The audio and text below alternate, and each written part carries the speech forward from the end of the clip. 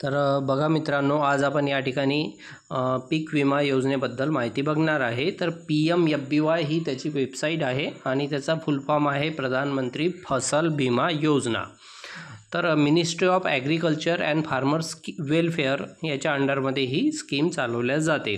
तर बघा, तुम्हाला गुगल क्रोम ओपन करायचं आहे। गुगल क्रोम ओपन केल्यानंतर तुम्हाला इथे PMFBY असे टाईप करायचे आहे, government.in, आणि त्याची वेबसाईट ओपन करायची आहे। वेबसाईट ओपन केल्यानंतर बघा, तुम्हाला इथे एक हेल्पलाईन नंबरसुद्धा दिलेला आहे। तसेच तुम्हाला याच्यावरून इन्शुरन्स प्रीमियम कॅल्क्युलेट करता येते आणि तुमच्या ॲप्लिकेशनचं स्टेटससुद्धा या ठिकाणी तुम्हाला बघता येते। आणि जर तुमच्या शेतामध्ये काही नुकसान झालेलं असेल तर त्याचं रिपोर्टसुद्धा या ठिकाणी देता येते, रिपोर्ट क्रॉप लॉस।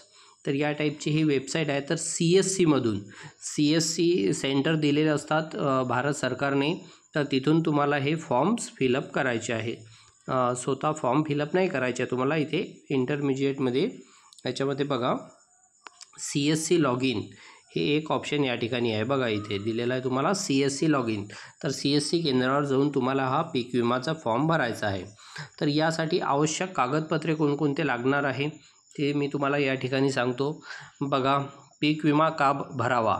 दुष्काळ, अपुरा पाऊस किंवा पावसातील खंड, पूर, कीड व रोगांचा व्यापक प्रादुर्भाव, नैसर्गिक आग, वीज कोसळणे, वादळ, गारपीट, भूस्खलन, चक्रीवादळ या टाळता न येणाऱ्या जोखमीमुळे पिकाच्या उत्पन्नात येणाऱ्या घटीपासून व्यापक विमा संरक्षण योजनेद्वारे मदत शासनातर्फे शेतकऱ्यांना दिले जाते। जर तुमच्या शेतामध्ये यापैकी कुठलं नुकसान झालेलं आहे, गारपीट झालेला आहे किंवा वादळ आलेलं आहे, तर किंवा रोग आलेला आहे, याच्यामुळे जर तुमचं पिकाचं नुकसान झालेलं असेल तर त्या शासनाच्या कंपनीतर्फे तुम्हाला विमा दिला जातो।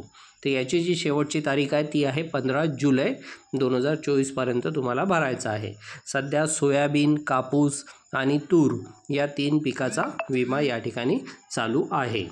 तर यासाठी लागणारे कागदपत्र बघा, तुमच्याकडे बँक पासबुक पाहिजे आहे, आधार कार्ड पाहिजे आहे, त्यानंतर पीक पेरा पाहिजे आहे आणि डिजिटल आठव पाहिजे आहे आणि 7/12 पाहिजे आहे। तर पीक पेरा हा CSC केंद्रावर उपलब्ध असतो। तर बघा, तुम्हाला पीक पेऱ्यामध्ये नोंदणी करायची आहे पिकाची, कोणतं पीक तुम्ही पेरलेलं आहे आणि किती एकरमध्ये ते पीक तुम्ही पेरलेलं आहे।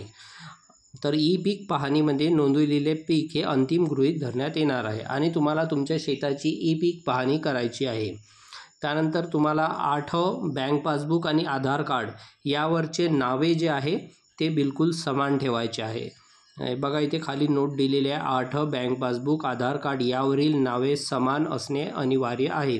तिन्ही याच्यावर नावामध्ये फरक असायला नको, अन्यथा तुमचा फॉर्म हा रिजेक्ट केला जाईल।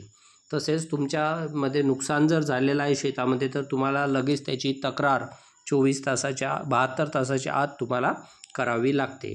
तर अशा पद्धतीची ही माहिती आहे पीक विम्याची। तर या व्यतिरिक्त सविस्तर माहिती तुम्ही इथे या ठिकाणी घेऊ शकता। PMFBY ही जी वेबसाईट आहे इथून तुम्ही ती माहिती घेऊ शकता। तसेच इथे कृषी पोर्टल हेल्पलाईन नंबर दिलेला आहे। जर तुम्हाला काही माहिती काढायची असेल तर तुम्ही इथून माहितीसुद्धा काढू शकता। आणि इथे हेल्पलाईन नंबर दिलेला आहे 14447। तर सध्या एक रुपया प्रीमियम हे पीक विम्याचं सध्या चालू आहे। 1 रुपया प्रीमियम भरून तुम्हाला पिकाचा विमा हा काढता येतो। तर ही चांगली सुवर्ण संधी आहे, सर्व शेतकऱ्यांनी लवकरात लवकर आपला पीक विमा काढून घ्यावा। धन्यवाद।